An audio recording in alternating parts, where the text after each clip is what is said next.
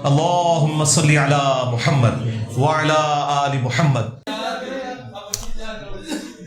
ارے پہلی پرچی آئی ہے، آپ حق پر ہیں یا نہیں، اس کو چیک کرنے کا کیا طریقہ ہے؟ مجھے چیک کرنے کی کیا ضرورت ہے؟ قرآن و حدیث کو پڑھیں بھائی، مجھے چھوڑیں آپ۔ آج کی پوری گفتگو اسی کے اوپر ہے۔ حضرت آدم علیہ السلام کو جب اللہ نے معاف کر دیا تو سزا کیوں برقرار رکھی؟ کون سی سزا برقرار رکھی بھائی؟ کوئی سزا نہیں ہوئی ہے، معافی ہوئی ہے۔ باقی یہ جو دنیا میں آنا ہے یہ اللہ تعالیٰ کے ڈیوائن پلان کا حصہ ہے، وہ تو اپنی جگہ ہے، لیکن سزا تو کوئی نہیں ہوئی ہے یار۔ سزا کون سی ہوئی ہے؟ ہماری بہن ایک حادثے کی وجہ سے ذہنی مریضہ ہے، لیکن ہمارے گھر والے اسے بابوں اور پیروں کے پاس لے کے جاتے ہیں اور دھاگے تعویذ کرتے ہیں۔ ایک اسپتال لے گئے تھے، لیکن بار بار بابوں کے پاس لے جانے کا مشورہ دیتے ہیں۔ بابوں کے پاس لے جانے کا کوئی فائدہ نہیں ہے۔ وہ جو تعویذ دھاگوں والا ایشو ہوتا ہے نا، یا کوئی جادو کا، کوئی آسیب والا، اس کے لیے جو سمٹمز ہوتے ہیں وہ بالکل ڈیفرنٹ ہوتے ہیں۔ اس کے لیے بالکل آپ جائیں ایسے لوگوں کے پاس کہ جو لوگ قرآن و سنت کی روشنی میں علاج کرتے ہیں ان ساری چیزوں کا، لیکن یہ جو اپنی عبادت کرواتے ہیں ان کے پاس تو آپ نے نہیں جانا۔ باقی جو میڈیکل ایشوز ہیں ان کے لیے آپ نے ڈاکٹرز کے پاس ہی جانا ہے۔ میں نے کئی بار کہا ہے کہ دنیا کا کوئی بزرگ بابا مجھے پھونک مار کے کسی بچے کا ختنہ کر کے بتا دے۔ ہاں ختنہ بھائی بلیڈ سے ہی ہونا ہے۔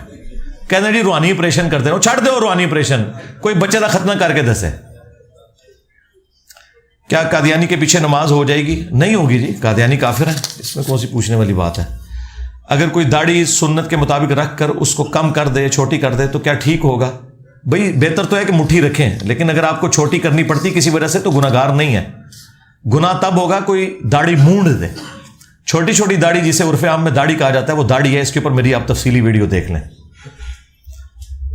میں حضرت محمد صلی اللہ علیہ وآلہ وسلم کی زندگی کو پڑھنا چاہتا ہوں شروع سے آخر تک۔ عمر سیریز دیکھ لیں جی، اور اگر آپ نے ریٹن فارم میں ہے تو سیرت الرسول ایک کتاب ہے ایک ہی جلد کے اندر، وہ آپ کو اسٹال سے آدھی قیمت کے اوپر مل جائے گی انشاءاللہ، وہ آپ پڑھ لیں۔ اس کا PDF فری رکھا ہے ہماری ویب سائٹ پہ۔ جمعے کی فرض نماز سے پہلے اور بعد میں جو سنت ہوتی ہیں، پہلے تو بھائی کم از کم 2 سنتیں ہیں، اور وہ بھی اس صورت میں جب ممبر کے اوپر خطیب بیٹھا ہو۔ بخاری مسلم میں 2 رکعتیں آپ نے پڑھنی ہے، لیکن بخاری مسلم میں یہ ہے کہ جو سب سے پہلے صبح آتا ہے اسے اونٹ کی قربانی کا ثواب، جو اس کے بعد آتا ہے گائے کی قربانی، جو اس کے بعد آتا ہے تو اسے بکری یا دمبے کی قربانی، جو اس کے بعد آتا ہے اسے مرغی ذبح کرنے کا ثواب ملتا ہے، اور جو اس کے بعد آتا ہے اسے انڈا صدقہ کرنے کا ثواب۔ اور پھر بخاری مسلم میں یہ الفاظ موجود ہے، نبی علیہ السلام نے فرمایا کہ پھر جتنی اللہ توفیق دے تم نماز پڑھ لو۔ تو جمعے کے فرض سے پہلے آپ 2، 4، 6، 8، 10 جتنی بھی سنتیں پڑھنا چاہتے ہیں پڑھیں، لیکن جب خطیب ممبر پہ بیٹھ جائے تو پھر بخاری مسلم میں 2 رکعتیں پڑھنی ہے مختصر۔ رہ گیا بعد میں تو وہ مسلم شریف میں حدیث ہے، جس نے جمعے کے بعد نماز پڑھنی ہے وہ 4 رکعتیں پڑھے۔ نبی علیہ السلام نے 2 بعض اوقات پڑھی مسجد میں، لیکن وہ 2 پھر باقی گھر جا کے پڑھ لیں۔ اس وجہ سے بعض صحابہ نے کہا کہ آپ نے 2 بھی پڑھی ہیں، لیکن وہ واضح یہ حکمی حدیث موجود ہے اس حوالے سے کہ جس نے پڑھنی ہے وہ 4 پڑھے۔ 2 کر کے بھی پڑھ سکتے ہیں، اکٹھی بھی پڑھ سکتے ہیں۔ جب آپ کے سامنے کوئی امام مسجد کوئی ایسی بات کرے جس میں اپنے فرقے کی حمایت کر رہا ہو، اور آپ کو قرآن و سنت کی روشنی میں پتہ ہو کہ یہ شخص فرقے کی حمایت کر رہا ہے، تو ایسی صورت میں کیا کیا جائے؟ ایسی صورت میں آپ یہ کریں کہ اسے تسلی سے درس دینے دیں، اس کے بعد اسے جو ہے نا علیحدہ کر کے بتائیں۔ سب کے سامنے بتائیں گے تو اس کی ایگو ہرٹ ہوگی، اور ظاہر ہے کہ ویسے آپ کو تو یہ کہتے ہیں کہ بھرے مجمع میں پوچھا جائے، لیکن وہ ایسا ہوتا نہیں ہے۔ اور دوسری آپ نے احتیاط یہ کرنی ہے کہ اگر وہ سوال پوچھنے میں کہ آپ کمرے میں تشریف لے آئیں، تو کمرے میں نہیں جانا۔ تقریرا کر دو باہر، تے جواب دینے سے کمرے میں تشریف لے آئیں نہ، باہر ہی کرو۔ باقی یہ پوچھ رہے ہیں کہ وہ برائی کو ہاتھ سے روکنا صرف حکومت وقت کا کام ہے، آپ نے صرف زبان سے روکنا ہے۔ قرآن میں آیا کہ اہل کتاب تمہارے دوست نہیں ہو سکتے، بالکل ٹھیک ہے۔ باقی یہ جو کہہ رہے ہیں یونائٹڈ پیس مشن میں جو پاک آرمی جاتی ہے، تو بھائی وہ ایک مشترکہ کاز کے لیے جاتے ہیں، ان کو دوستی نہیں بنائی جاتی ہے۔ دنیا ظاہر ہے کہ اب ایک گلوبل ولیج بن چکی ہے۔ اس طرح کا میثاق مدینہ تو نبی علیہ السلام نے بھی کیا ہے۔ کیا آپ نے یہودیوں کے ساتھ معاہدہ نہیں کیا ہوا؟ آپ کو پتا ہے کہ غزوہ خندق میں کتنے کافر ہیں جنہوں نے نبی علیہ السلام کی سپورٹ میں جنگ لڑی ہے، اور وہ قتل بھی ہوئے ہیں اس کے اندر، صرف اس عہد کی پاسداری کے لیے۔ تو کافروں کے ساتھ بھی عہد ہو سکتا ہے۔ وہ جگری دوستی جس میں آپ مسلمانوں کے راز لیک کر دیں وہ منع ہے۔ اگر یہود و نصارہ کی عورتوں سے شادی ہو سکتی ہے، بیوی سے زیادہ کون قریب ہوتا ہے؟ سورۃ المائدہ میں ہے کہ اہل کتاب کی عورتیں تمہارے لیے حلال ہیں، تو وہ تو اللہ خود کہہ رہا ہے۔ اگر یہود و نصارہ سے دوستی نہیں ہو سکتی تو شادی کیسے کی جا سکتی ہے ان کی عورتوں کے ساتھ؟ تو وہ ہے کہ آپ نے مسلمانوں کا کوئی راز نہیں لیک کرنا، بس دیٹس آل۔ حدیث میں ہے کہ جس کے دل میں ذرہ برابر تکبر وہ جنت میں داخل نہیں ہوگا. اس کانٹیکسٹ میں اور بھی حدیث ہیں. حق بات سے اناد ہے کے علاوہ کیا خود پسندی اور اپنی بڑائی بیان کرنا بھی اسی زمرے میں آتا ہے؟ بالکل آتا ہے، لیکن کسی کے بارے میں آپ نے کامنٹس نہیں کرنے کہ یہ متکبر ہے، کیونکہ یہ دل کی کیفیت کا نام ہے نا. یہ اس بندے نے خود چیک کرنا ہے کہ میں تکبر کر رہا ہوں یا نہیں کر رہا. آپ نے کسی کو نہیں کہنا کہ تمہاری اس بات سے مجھے تکبر نظر آتا ہے. گوروں میں عام طور پہ وہ اپنے ریفرنس سے کوئی بات کرتے ہیں، کوئی سے تکبر نہیں سمجھتا. یہاں پہ بھی آپ دیکھیں جب عمران خان صاحب کہتے ہیں میں کرکٹ کو سب سے بہتر سمجھتا ہوں، تو ہمیں تو کبھی وام نہیں آتا کہ وہ تکبر کر رہے ہیں، وہ ٹھیک کہہ رہے ہیں. لیکن دین کے معاملے میں کوئی بندہ بات کرتے اسے فوراً کہتے ہیں متکبر. اچھا، اور وہ متکبر بھی کہتے ہیں صرف دوسرے فرقے والے کو. اپنا بابا کہ میرا پاؤں تمام اولیاء کی گردن پہ ہے، یہ کہتے ہیں سبحان اللہ. اس ٹائم کیا کرو؟ لعنت اللہ. ہاں، اتنا متکبر کہ تو کہہ رہے کہ میں تمام لوگوں کی گردن پہ اپنا پاؤں رکھوں گا. کیا حضرت ابوبکر نے کہا کہ میرا پاؤں تمام صحابہ کی گردن پہ ہے؟ کیا مولا علی نے کبھی کہا کہ میرا پاؤں سارے صحابہ کی گردن پہ ہے؟ جس پہ تم سبحان اللہ پڑھتے ہو لعنت اللہ پڑھنا چاہیے تھا. وہاں تم سبحان اللہ پڑھتے ہو، وہاں تمہیں تکبر نہیں نظر آتا. تو وہ بھی تو ہے ہی بالکل بکواس ہے. وہ تکبر ہے اصل میں جب آپ کسی کو نیچا دکھائیں. فوت شدہ بندے کی چیز اس کے یتیم کو واپس کس طرح کرے حالانکہ وہ چیز بیچ دی ہو؟ چیز بیچ دی ہے تو اس کے ایکویلنٹ رقم ادا کر دیں، اور اس میں یوں کہیں، یعنی اس میں آپ توریہ کر لینا کہ یہ میرے ذمہ آپ کے وہ فوت شدہ بھائی یا والد کا ادھار تھا.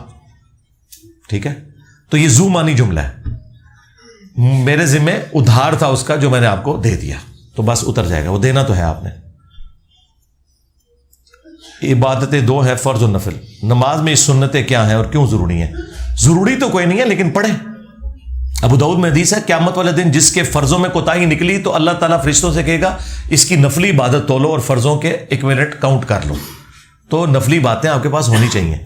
باقی یہ تو بات آپ کی بالکل درست ہے کہ نمازیں دو ہی ہیں، فرض اور نفل.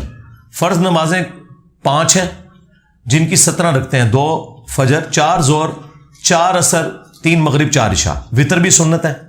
ترمذی میں دارمی میں حدیث ہے کہ وطر سنت ہے، مولا علی نے فرمایا، لیکن اسے مت چھوڑو. یعنی یہ تاکیدی سنت ہے. نبی الاسلام نے سفر میں بھی سنتیں پڑھی ہیں، فجر کی 2 اور وطر عشاء کے، لیکن فرض پھر بھی نہیں ہے. یہ نفل ہے. اما عائشہ سلام اللہ علیہا سے کوئی آگے پوچھتا ہے، صحیح مسلم میں حدیث ہے کہ بتائیں نبی الاسلام کی نفلی نماز کتنی تھی؟ تو آپ نے کہا کہ بیٹا رسول اللہ صلی اللہ علیہ وآلہ وسلم ظہر سے پہلے 4 رکعتیں میرے حجرے میں پڑھتے اور پھر ظہر کی نماز کے بعد 2 رکعتیں میرے حجرے میں آ کے پڑھتے. وہی سنت موقدہ جنہیں ہم کہتے ہیں. سنت موقدہ فقہا کی ٹرم میں، حدیث میں نہیں آئی ہے. 4 پہلے 2 بعد میں. اور اما عائشہ کے الفاظ پہ غور کریں، ظہر سے پہلے 4. ہائے تسی کہنے ہو زہر دے نال 4 نے، جھوٹے ہو. حدیث میں لکھا ہے ظہر سے پہلے 4 اور ظہر کے بعد 2. مراد یہ کہ اما عائشہ ظہر کی نماز 4 رکعت ہی مانتی تھی، سنتوں کو ظہر کا حصہ نہیں سمجھ. تبھی تو کہہ رہی ہیں نا کہ ظہر سے پہلے 4 اور ظہر. اچھا یہ بھی نہیں کہا کہ ظہر دے فرضہ تو پہلے 4 سنتا، نہیں، انہوں نے کہا ظہر سے پہلے 4 اور ظہر کے بعد 2. پھر فرمایا مغرب کے بعد 2، عشاء کے بعد 2 اور فجر سے پہلے 2. تو یہ بالکل کلیئر کٹ ہو گیا. یہ جو لوگ آپ کو دھوکہ دیتے تھے میں نے ان کا دھوکہ پکڑ لیا. پھر مسلم شریف میں حدیث ہے کہ جو فرض کے علاوہ 12 رکعتیں پڑھ لے گا اللہ تعالیٰ اسے جنت میں محل دے گا. اور وہ 12 رکعتیں پھر یہی گنوائی امہات المومنین نے، ظہر سے پہلے 4، ظہر کے بعد 2، مغرب کے بعد 2، عشاء کے بعد 2 اور فجر سے پہلے 2، جنہیں ہم سنت موقدہ کہتے ہیں. پھر وہ مشہور حدیث بخاری مسلم جو آج ہم نے بچے کو رٹا دی ہے.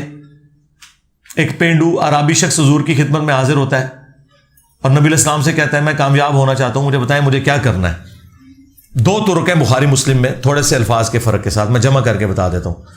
تو نبی الاسلام نے فرمایا کہ اللہ کی توحید کا اقرار کرو، میری رسالت کا اقرار کرو، اس کے بعد فرض نماز قائم رکھو، فرض زکوٰۃ دو اور فرض روزے. حج اس وقت تک فرض نہیں ہوا تھا. تو آپ نے عقیدے کے بعد یہ 3 باتیں ساتھ، انہیں ٹوٹل 4 ارشاد فرمائی.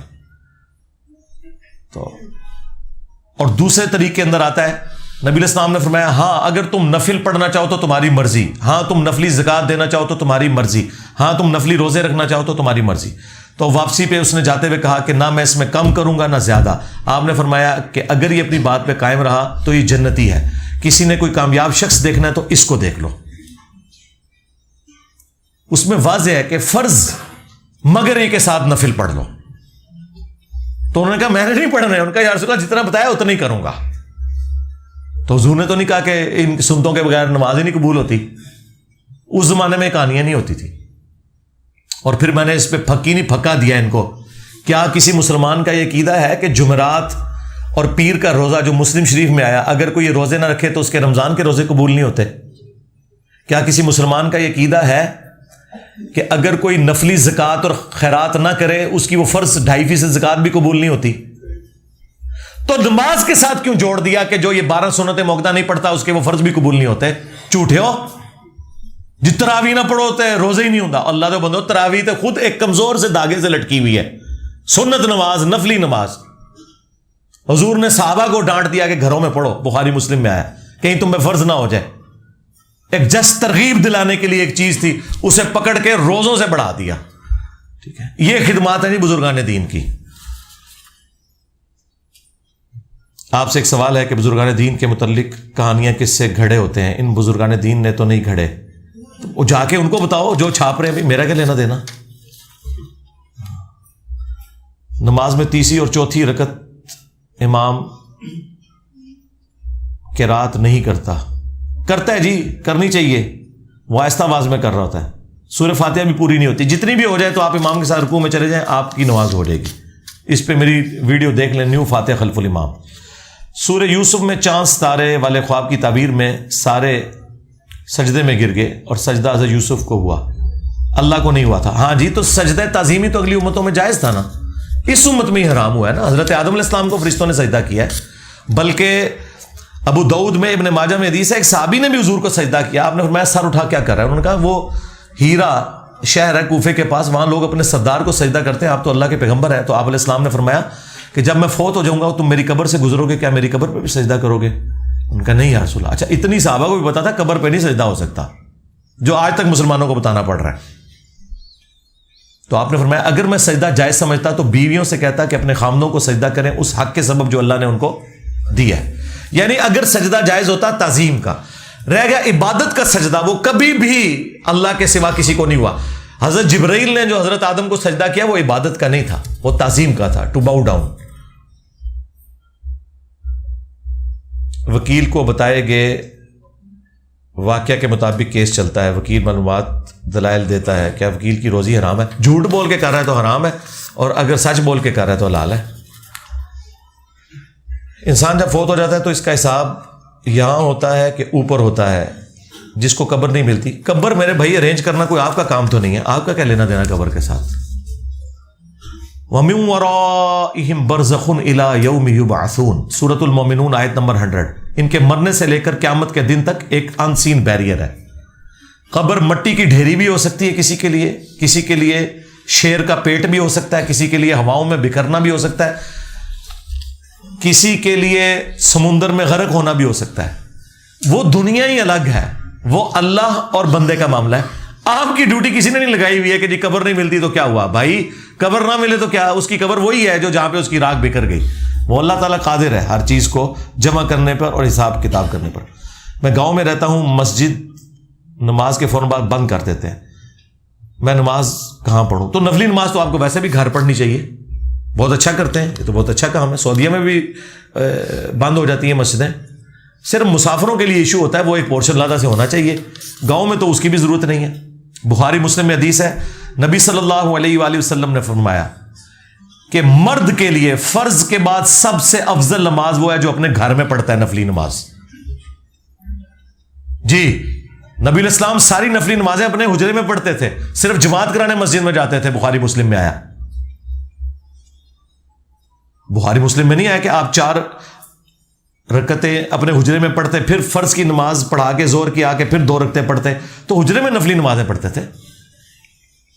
بخاری مسلم دونوں میں حدیث ہے، نبی علیہ السلام نے فرمایا کہ اپنے گھر میں کچھ نہ کچھ نفلی نماز پڑھا کرو، اس سے گھر میں برکت ہوتی ہے، گھروں کو قبرستان مت بناؤ. اور ایک اور حدیث ہے بخاری مسلم کی کہ جو شخص مرد فرض کے بعد نفلی نماز اپنے گھر میں پڑھتا ہے تو اس کی وہ نماز میری مسجد نبوی میں بھی نماز پڑھنے سے افضل ہے. جی یہ حدیث بخاری مسلم میں ہے. مسجد نبوی میں نماز پڑھنا جو 1000 نمازوں کے برابر ثواب رکھتا ہے، اس سے افضل نماز یہ ہے کہ نفلی نماز مرد اپنے گھر میں پڑھے. ہمارے پیارے نبی صلی اللہ علیہ وسلم نے جو ہمیں دعائیں سکھائی ہیں، کیا اس میں کسی وسیلے سے دعا مانگی گئی ہے؟ وہ بھائی یہ تو سب لوگوں نے خود بنائے ہیں. میری یہ پچھلے دنوں ایک ویڈیو بھی ہو چکی ہے، انشاءاللہ 2-4 دن میں اپلوڈ ہو جائے گی. ہم ریفرنس لگا رہے ہیں عقیدہ توحید کے حوالے سے کہ سارے واسطے اور وسیلے یہ سارے ان لوگوں نے ڈالے ہیں.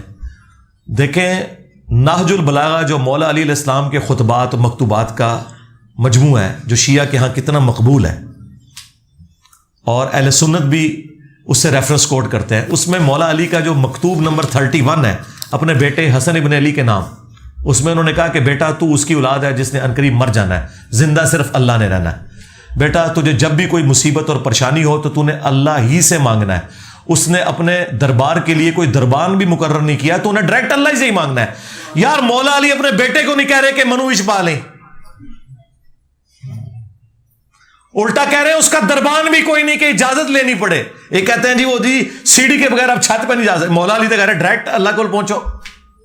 اور ظالمو تو مولا علی کے واسطے وسیلے بیچ میں ڈال کے ان کی تعلیمات کو چھوڑ. اگر یا علی مدد سکھانا تھا نا مولا علی نے تو حسن ابن علی کو سکھاتے. ہاں اور منو دسو اگر مولا علی کا یہ سٹیٹس ہے تو پھر میں یہ کیوں نہ کہوں کہ علی کے جیسا ہے ہی کوئی نہیں، تیرے سارے بابے تھے شاہی کوئی نہیں جنہاں نے تو واسطے وسیلے بیچ پائے ہوئے نے. دنیا کا سب سے پرانا مذہب کون سا ہے؟ اسلام ہے جی. اسلام تو پہلے دن سے ہے، جب سے آدم علیہ السلام دنیا میں آئے. ہم رسول اللہ کو اسلام کا بانی نہیں سمجھتے، یہ ذہن میں رکھیے گا. رسول اللہ اسلام کے آخری پیغمبر ہیں. ہاں اسلام کا بانی اللہ ہے اور اسلام کے پہلے پیغمبر آدم علیہ السلام ہے، اور باقی تمام انبیاء جو تورات میں جن کا ذکر آیا وہ تمام کے تمام اسلام کے ہی تھے. موسیٰ علیہ السلام ہو، ہارون علیہ السلام ہو، ابراہیم علیہ السلام، یوسف علیہ السلام، اسحاق علیہ السلام، یعقوب علیہ السلام، عیسیٰ ابن مریم، یہ سب کے سب اسلام کے ہی دائی تھے. خواب میں رسول اللہ کی زیارت کرنا اور لوگوں کو اس کے بارے میں بتانا ممکن ہے؟ جی ممکن ہے، اگر اپنے فرقے والا خواب دیکھے، دوسرے والا تو کہے گا تو نہیں دیکھا. ہاں جی، تو اس کے لیے آپ میری تفصیلی ایک ویڈیو دیکھیں، خواب میں دیدار مصطفیٰ صلی اللہ علیہ وآلہ وسلم. اس کی کچھ حدود اور قیود ہیں، اس کے حوالے سے اس کو جج کیا جائے گا. ایک دوست ہے، اس کے ابو شراب نہیں چھوڑ رہے، کیا طریقہ کار کیا جائے کہ وہ چھوڑ دیں؟ بس بیٹے نے تو باپ کو دعوت دینی ہے، گن پوائنٹ پہ تو نہیں کرنا. زیادہ شوق ہے تو پولیس میں رپورٹ کروائیں. ہاں ظاہر ہے پھر یہی ہو سکتا ہے. غامدی صاحب نے اشرف رسول اللہ کی حمایت کی ہے، تو غامدی صاحب نے یہ حمایت کر کے جو عزت کمائی تھی 10 سالوں میں، تو دیکھ لیں پھر انہوں نے گالیاں بھی تو کھا لی نا.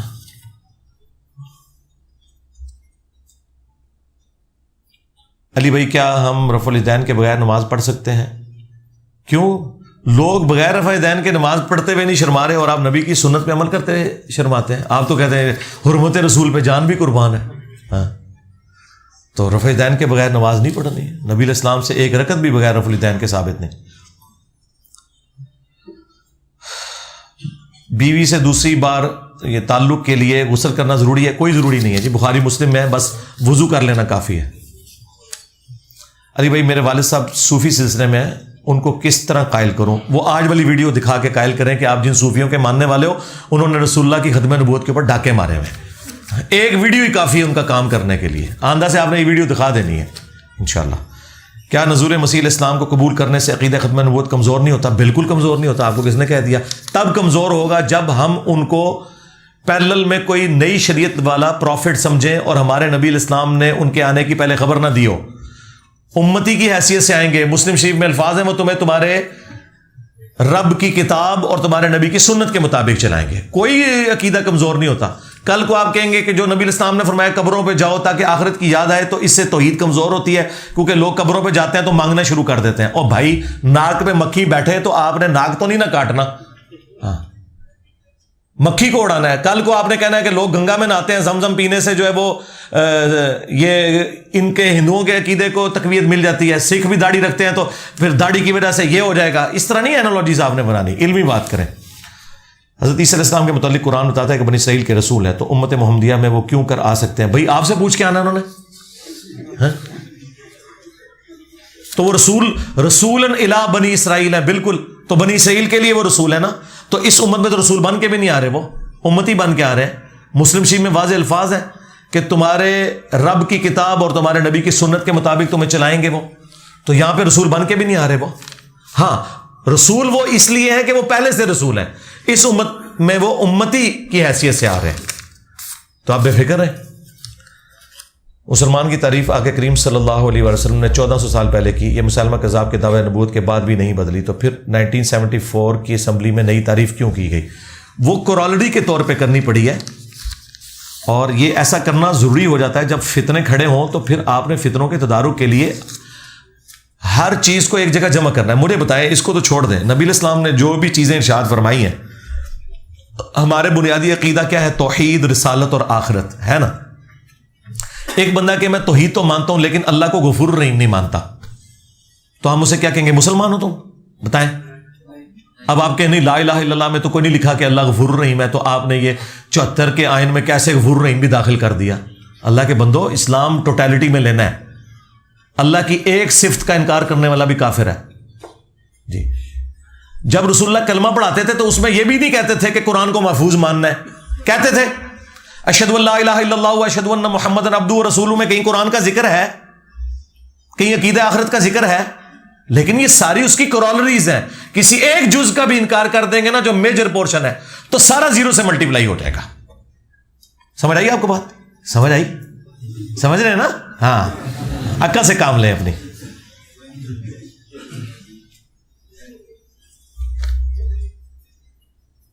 کیا لکھا ہے یار؟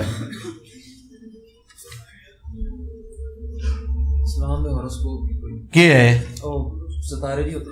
اچھا, علم نجوم کے اوپر پوچھ رہے ہیں. علم نجوم پہ میری ویڈیو آپ دیکھ لیں. علم نجوم کے اوپر میں نے پوری ویڈیو ریکارڈ کرائی ہے. کوئی اسلام میں اس کا لینا دینا نہیں ہے. مسلم شریف میں حدیث ہے, جس نے مستقبل کا پتہ لگوانے کے لیے کسی نجومی کے پاس جو گیا 40 دن تک اللہ تعالیٰ اس کی عبادت قبول نہیں کرے گا. لیکن یہ ضرور ہے بخاری مسلم میں کہ بعض اوقات شیاطین کچھ اچک لیتے ہیں فرشتوں سے, اور اس میں جھوٹ ملا کے نجومیوں کو بتاتے ہیں, اور وہ آگے بتاتے ہیں کچھ سچ کچھ جھوٹ نکل آتا ہے. تو اس کا یہ مطلب نہیں ہے کہ وہ سارے کا سارا جو معاملہ ہے وہ پریڈکٹ خود کر سکتے ہیں. نہیں تو لیاؤ کوئی نجومی, میں اپنا میکینیکل انجینئرنگ کا فارمولا لکھ کے دینا, تک کے پڑھ کے منو سنا دے, دسے کے لکھے ہے. سمجھانا تو بڑی دور کی بات ہے. اور یہ بوڑھے ہو جائیں تو اینک کے بغیر پڑھ نہیں سکتے, ویسے کہتے ہیں ہم دلوں کے حال جانتے ہیں. اے بابے نے اینکا کیوں لائی ہیں؟ اس دن میں پاپا جانی کو بھی دیکھ رہا تھا, وہ ٹیب کو یوں کر رہے تو اینک لگائی ہے. کیوں اینک کیوں لگائی؟ آپ تو دل کے حال جانتے ہیں. سامنے لکھیا ہوا نہیں پڑھیا جاتا, اینک تو بغیر دل دے حال جانتے ہیں. چھڑ دو.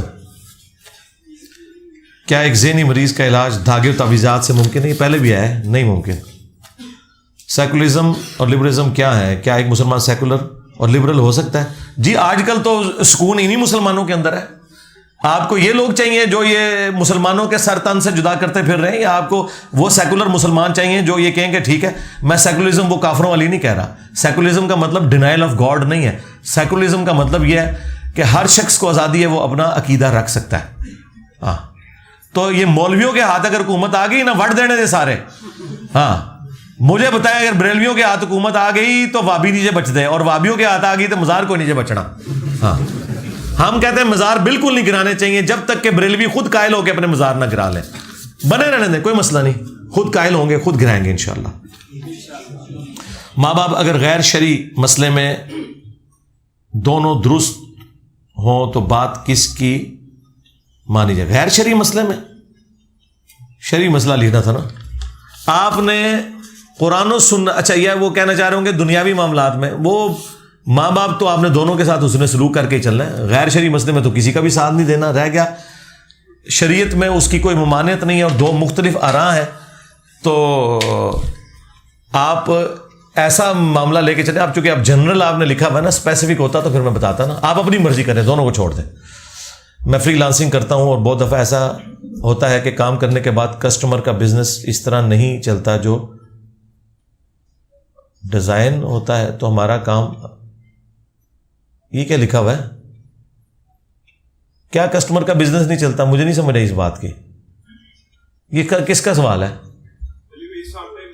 آپ کلائنٹ کو ویب سائٹ بنا کے دیتے ہیں, آپ اپنی طرف سے تو پورا کام کمپلیٹ کر دیتے ہیں, بٹ کلائنٹ کی طرف سے کچھ میسر رہ جاتے ہیں, وہ بزنس سکسیسفل نہیں ہوتا, تو اس میں ہماری سائٹ پہ تو کوئی نہیں دے گا امام اس طرف کیا مطلب وہ آپ تو اپنی بھائی مزدوری کر رہے ہیں, آپ کا کیا لینا دینا, وہ کاروبار چلتا ہے کہ نہیں چلتا, آپ کا کیا اس سے قرض, آپ کو تو جو اس نے کام کر دیا آپ نے کر دیا, آپ کو پیسے مل گئے, آگے وہ جو مرضی کرے, اس کا کیا لینا دینا اس سے. حضرت عثمان سے بغاوت میں ملوث کچھ اصحاب شجرہ صحابیوں کا نام آتا ہے, ان کے متعلق آپ کی کیا رائے ہے؟ جس طرح عبد الرحمن بن ادیس, اہل حدیث و باقی ان کو اپنی کتاب میں ملعون کہتے ہیں, لیکن اب اہل حدیث رجوع کر رہے ہیں, کوئی ایسا مسئلہ نہیں ہے, سمجھ آ گئی ان کو بھی, صحابی ہم احترام کرتے ہیں ان کا بھی. آپ کہتے ہیں کہ مدرسوں کا ماحول اچھا نہیں, مگر قرآن حفظ کرنا چاہتا ہوں تو کس طرح کروں؟ آن لائن کریں بھائی, اب تو بہت سارے آن لائن اویلیبل ہیں, کوئی مسئلہ ہی نہیں رہا. انبیاء علیہ السلام اپنا پیشاب نہیں روک سکتے, کیا ایسے الفاظ استعمال کرنا کہ کیے بغیر بھی توحید بیان ہو سکتی ہے؟ جی, اگر حضرت ابو بکر سے توحید بیان نہیں ہوئی یہ کہ بغیر کہ جو محمد کی عبادت کرتا تھا جان لے کے محمد مر چکے, یہ کون سی آیت حضرت ابو بکر نے پڑھی اور کون سی حدیث تھی؟ یہ آیت تو کچھ اور تھی.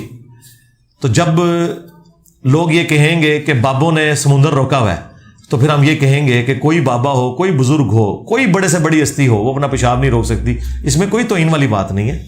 ہاں, آپ کو اگر یہ مثال معیوب لگتی ہے وہ آپ کا رائٹ ہے, نہ تو یہ گستاخی ہے نہ مثال غلط ہے.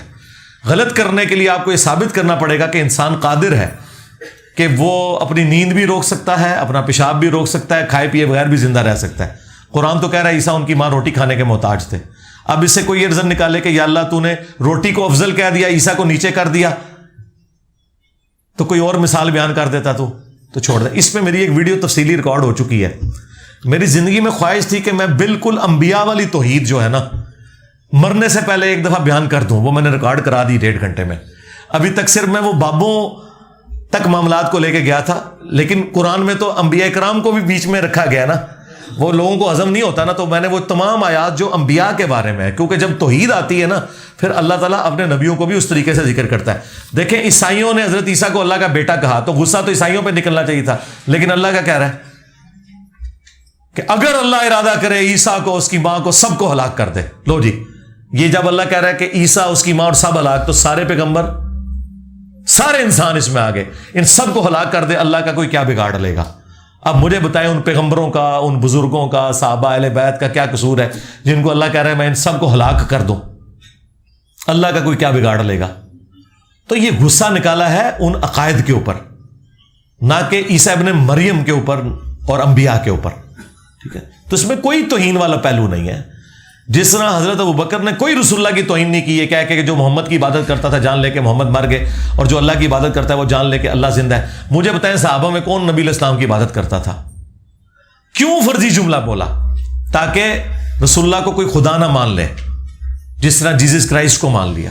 اس طرح ہر زمانے میں جب نئے نئے فتنے اٹھتے ہیں نا, تو ان فتنوں کو دبانے کے لیے یہ قرآن پاک کی تشریحات کیوں لکھی جاتی ہیں, احادیث کی شروحات کیوں لکھی جاتی ہیں؟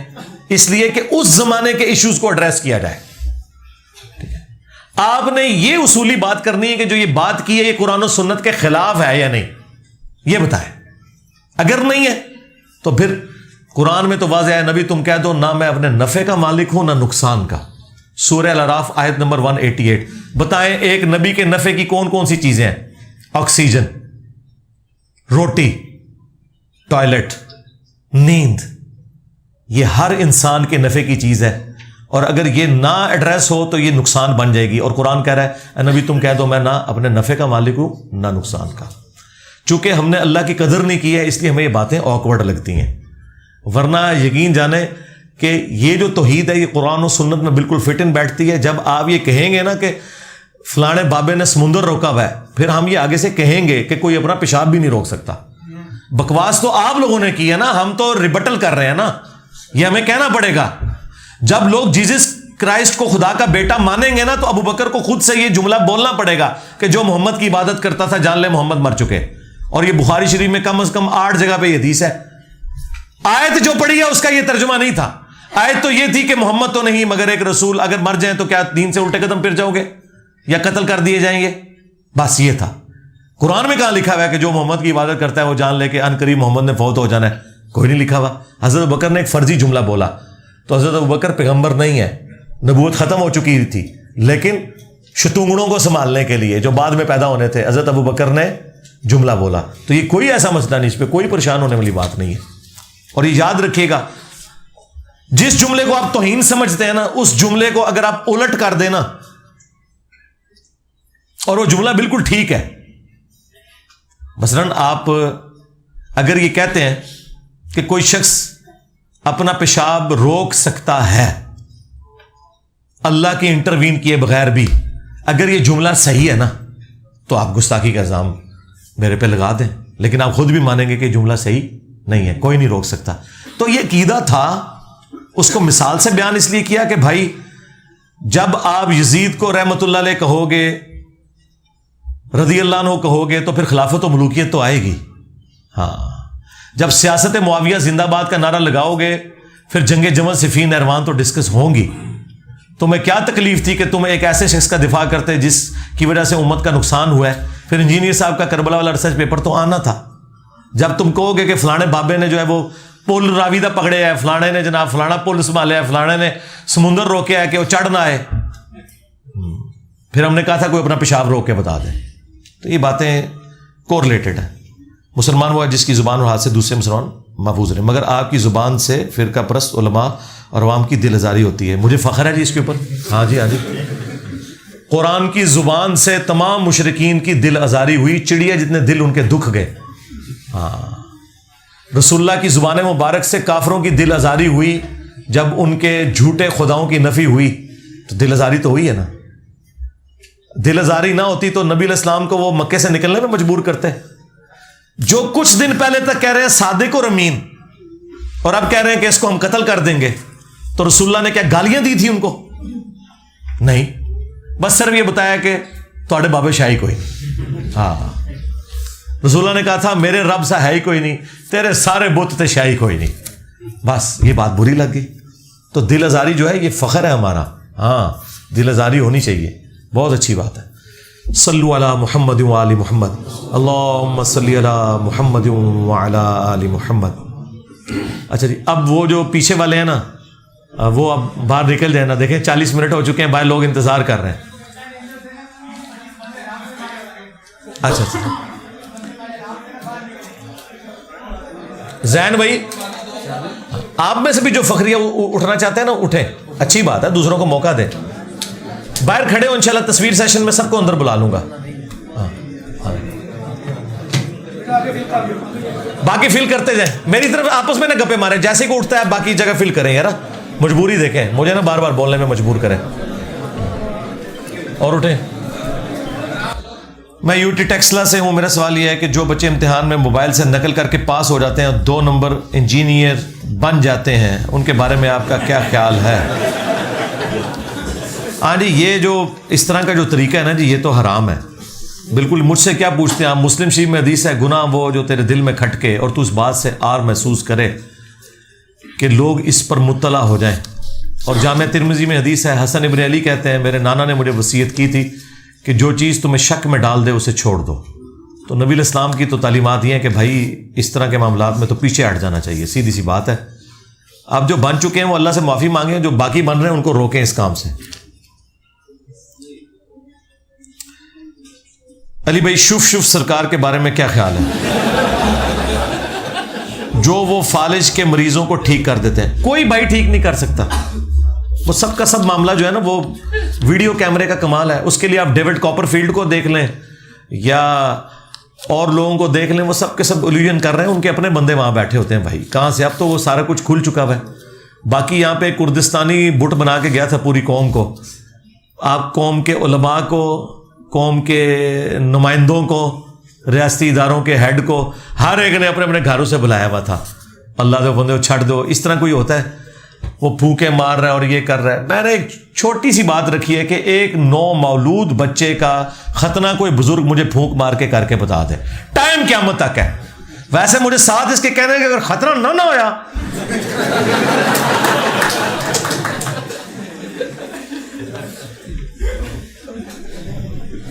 یہ کہنا چاہیے ان کو. کیا ہارون رشید کے دور میں امام موسیٰ کاظم کو سزا دی گئی؟ دیکھیں جتنے اہل البیت کے امام ہیں نا جی, ان کے اوپر ظلم تو ہوئے. آپ دیکھ لیں امام علی علیہ السلام سے لے کے امام تقی, امام نقی تک سب کے سب لوگ شہید کیے گئے ہیں, ان پہ ظلم ہوئے. اور یہ سب لوگوں نے اپنے حکومت کے دوام کی خاطر اہل بیت کے اوپر ظلم کیا. ظاہر ہے پولیٹیکلی ایک سٹرگل اہل البیت کی تو جاری تھی شیعان علی کی, اور پھر اسی وجہ سے پھر ان کے اندر بھی غلوف والا معاملہ ہو گیا. بالکل ظلم ہوئے ہیں جی. ایک نیک اور پارسا بادشاہ تو نہیں تھے.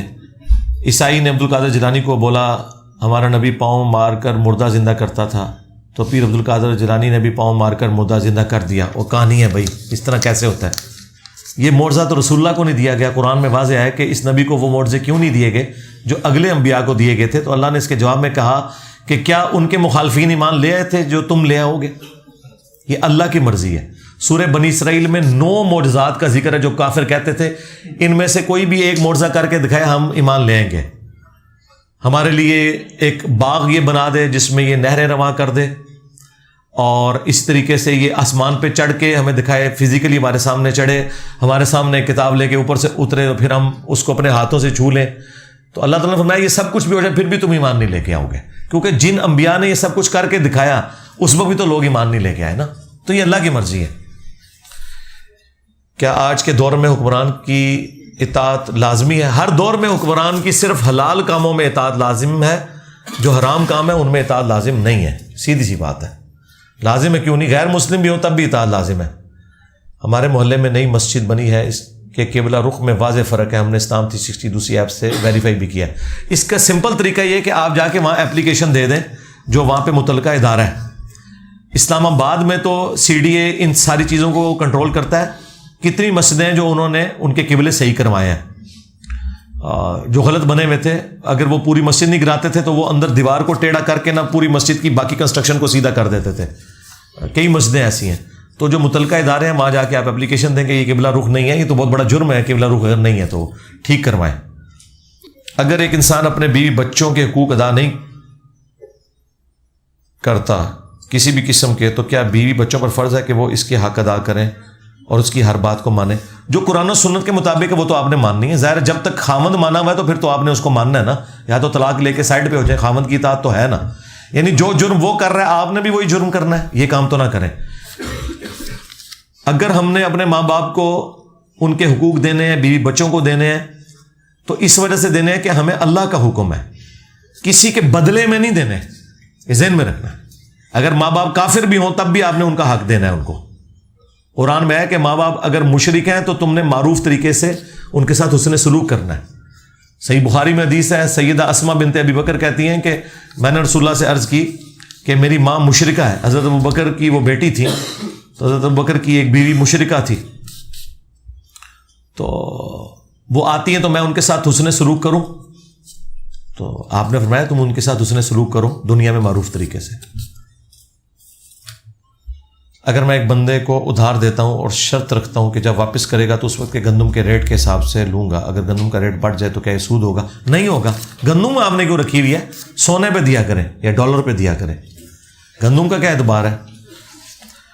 جو بہنیں اپنی مرضی سے وراثت میں حصہ نہیں لیتی ان کے بارے میں کیا حکم ہے؟ بھائی ٹھیک ہے, اگر وہ اپنی مرضی سے چھوڑنا چاہتی ہیں تو ضرور چھوڑ دیں.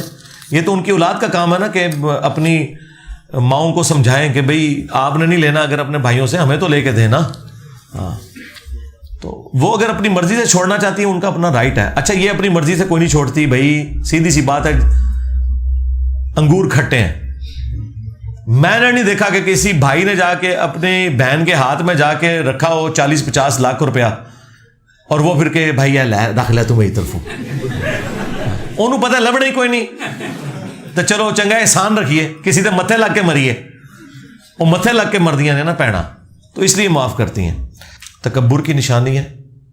نماز کے بعد ایک دعا تو آپ نے ضرور مانگنی ہے نا. مسلم شریف میں حدیث ہے نبی علیہ السلام قبلہ رخ سے ہٹتے ہی نہیں تھے جب تک آپ اللہ اکبر تو آپ کہتے تھے, وہ بخاری مسلم میں آیا ہے, بلند آواز سے سلام پھیرتے ہی, پھر آہستہ آواز میں اللہم انت السلام ومنک السلام تبارک یا ذا الجلال والاکرام, اور اس سے پہلے 3 دفعہ استغفر اللہ استغفر اللہ استغفر اللہ, وہ بھی آہستہ آواز میں.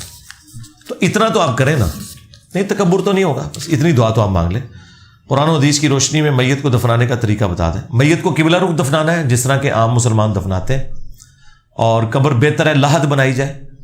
یعنی وہ لحد اس طرح بنتی ہے کہ وہ پہلے صندوق نما قبر کھودی جاتی ہے, پھر قبلے کے رخ ایک چھوٹا سا غار بنایا جاتا ہے, لاش کو اس طرف کر دیتے ہیں اور یہاں پہ یوں سلیں ٹیڑھی کر کے لگاتے ہیں تاکہ کوئی درندہ یا کوئی جانور اس لاش کو نکال نہ سکے. لیکن ہر جگہ یہ لحد نہیں بنتی. عموماً کئی جگہ ایسی بھی ہوتی ہیں جہاں وہ لحد بناتے بناتے وہ پھر زمین ہی وہاں سے گر جاتی ہے. تو آپ سیدھی بھی قبر بنا سکتے ہیں. دفنانا آپ نے قبلہ رخ ہے, یعنی وہ دائیں کروٹ لیٹا ہو تو اس کا رخ قبلے کی طرف ہو, یہ سنت ہے. اور اس سے پہلے غسل دینا, وہ یہ تو عموماً صحیح چل رہا ہوتا ہے, اس میں کوئی ایسا کوئی مسئلہ نہیں دفنانے میں, غلط نہیں دفناتے. سنی شیعہ اختلافات کی اصل وجہ کیا ہے؟ مولوی ہیں جی اصل وجہ, اور کیا ہے؟ ہاں, چاہے اس زمانے کے مولوی تھے یا آج کے زمانے کے ہیں. تو اب تو میرے خیال ہے یہ ختم ہو چکا ہے. اختلاف رائے تو قیامت تک رہے گا. ہاں جی, جب دنیا میں پیغمبر ہو تو تب بھی اختلاف ختم ہو سکتا ہے. پیغمبر چلا جائے تو پھر بھائی کسی دو بندے کی رائے ایک ہونا یہ معجزے سے کم نہیں ہے, یہ مشکل ہے. عید کے روز قبرستان دعائے مغفرت کے لیے جا سکتے ہیں, کیونکہ اس عید مجھے اہل حدیث مسجد نماز پڑھنے کا اتفاق ہوا. تو امام صاحب نے کہا کہ خوشی کا دن ہے, اس روز قبرستان جانا کہیں سے ثابت نہیں. بھائی یہ جو قبرستان جانے والی جو ایک روٹین بنائی ہوئی ہے نا لوگوں نے اپنی طرف سے کہ جی فلاں دن جانا ہے فلاں دن جانا ہے, اپنے انتظامی معاملات کو دیکھیں. کوئی شریعت کا حصہ نہیں, قبرستان تو روزانہ جانا چاہیے. مسلم میں حدیث ہے قبروں پہ جاؤ تاکہ آخرت کی یاد آئے. نبی علیہ السلام تو ریگولرلی قبرستان جایا کرتے تھے, رات کے وقت بھی دن کے وقت بھی. باقی عید کے ساتھ اسے جوڑ کے مخصوص کرنا تو اس طرح کا کوئی ثبوت نہیں ہے. کیا زکوٰۃ ماہانہ ادا کی جا سکتی ہے؟ بہتر ہے ماہانہ ہی ادا کریں. سال کے بعد اتنی زیادہ رقم کیسے نکالیں گے؟ آپ ایڈوانس بھی زکوٰۃ دے سکتے ہیں, ساتھ ساتھ نوٹ کرتے جائیں, جس طرح مرضی نکالیں, اینڈ پہ آپ حساب کر لیں. امت واحدہ کے تصور میں ہی امت کی سعادت ہے. تفرقہ تو پیغمبر کے بعد پیدا ہوا. کیا موجودہ دور میں آپ جیسے مسلمان امت واحدہ کے لیے کوشش؟ جی ہے نا کوشش. دیکھ لیں آپ, تمام مولوی میرے خلاف اکٹھے ہو گئے, اتحاد امت کر لیا, اور ان کی عوام میرے ساتھ اکٹھے ہو گئے. اور کیا چاہیے یار؟ جب وہ ایک وہابی مولوی کہہ رہا ہے کہ بریلوی بھائیوں, دیوبندی بھائیوں, شیعہ بھائیوں اور شیعہ دوستوں, اور انجینئر رافضی, کسی وہابی کو سنا تھا وہ شیعہ دوستوں کو, شیعہ ہمارے دوست ہیں, ہم ان کے ساتھ متانت سے بات کرتے ہیں. اور کیا چاہیے؟ اس سب کے پیچھے انجینئر کا ہاتھ ہے, یہ ذہن میں رکھیے گا. ہمارے ایک شیعہ دوست کہتے ہیں کہ ماتم کا ذکر قرآن میں ہے.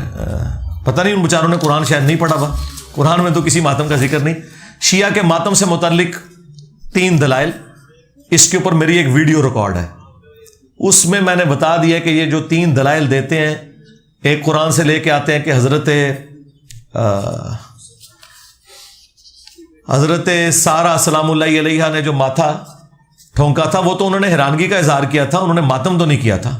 اور وہ ایک دفعہ یوں اظہار کیا, آپ کر لیں ایک دفعہ, یہ تو نہیں کہ ہر سال وہ روتی تھی اس بات کو کہ بڑھاپے میں مجھے اولاد کیوں ہوئی. ایسی کوئی بات دور دور تک کوئی ذکر نہیں موجود ہے. اور پھر ہمارے جو دوست ہیں شہنشاہ نقوی صاحب, انہوں نے اپنی ویڈیو میں کہا کہ جی حضرت یعقوب علیہ السلام جو ہیں وہ اپنے زانوں پہ یوں ہاتھ مار مار کے روتے تھے, قرآن میں لکھا ہوا ہے. سرکار کسی قرآن میں نہیں لکھا, نہ شیعہ کے قرآن میں نہ سنی کے قرآن میں. رہ گئے غم, وہ تو کرتے تھے. غم حسین ثابت ہے, ہم سے زیادہ کوئی غم حسین نہیں کرتا. ماتم کوئی ثابت نہیں قرآن و حدیث کے اندر, بالکل کوئی ثابت نہیں.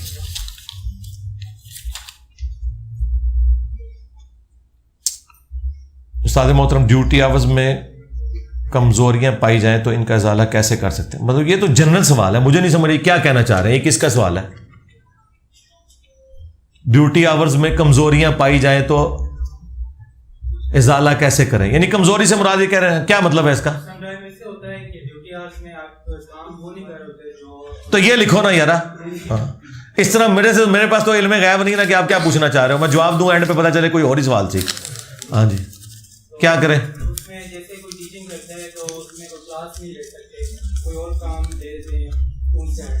کون دیتا ہے؟ تو گورنمنٹ کی طرف سے تو کوئی کمزوری نہیں ہے. گورنمنٹ کے ملازم ہے, چاہے وہ آپ سے نالی صاف کروائے چاہے ٹیچر پڑھوائے, کوئی مسئلہ نہیں ہے, کوئی کمزوری نہیں ہے. جو پرنسپل آپ کو کام اسائن کرے گا وہ گورنمنٹ کا ہی کام ہے, وہ آپ کا ذاتی کام نہیں ہے. ٹھیک ہو گیا؟ گورنمنٹ کل کو کہے گی جی الیکشنوں پہ آپ کی ڈیوٹی ہے, تو آپ کیا کہیں گے میں صرف پڑھانے کے لیے ہوں؟ نہیں, گورنمنٹ نے ڈیوٹی لگائی ہے نا آپ کی. ٹھیک ہو گیا؟ نیو مسلم نماز میں آنے والی قرآنی دعاؤں کا کیا کریں؟ جو اس کے ماں باپ کے بارے میں ہے وہ کافر مرے میں ہے. کوئی مسئلہ نہیں, کون سی ٹینشن لینے والی ہے میرے بھائی؟ آپ کے جہنم میں جانے سے بچ جانے کی خوشی آپ کے ماں باپ کے کافر مر جانے پر بھاری ہے. ہاں, اللہ کا شکر ادا کریں کہ آپ کو اللہ تعالیٰ نے بچا لیا. یہ تو تکلیف صحابہ کرام نے کاٹی ہوئی ہے, ظاہر ہے یہ تو تکلیف ہے نا اپنی جگہ. صحابہ کرام کو رضی اللہ عنہ کہنا کس حدیث سے ثابت ہے؟ قرآن میں ہے رضی اللہ عنہم ورضوا عنہ، اور کہ اللہ ان سے راضی اور وہ اللہ سے راضی۔ باقی صحابہ کرام آپس میں ایک دوسرے کو رضی اللہ عنہ نہیں کہتے تھے، رحمہ اللہ کہتے تھے۔ وہ بخاری مسلم میں ہے نا، مولا علی نے سیدنا عمر کی میت پہ کہا تھا رحمک اللہ یا عمر، اے عمر اللہ آپ پر رحم کرے۔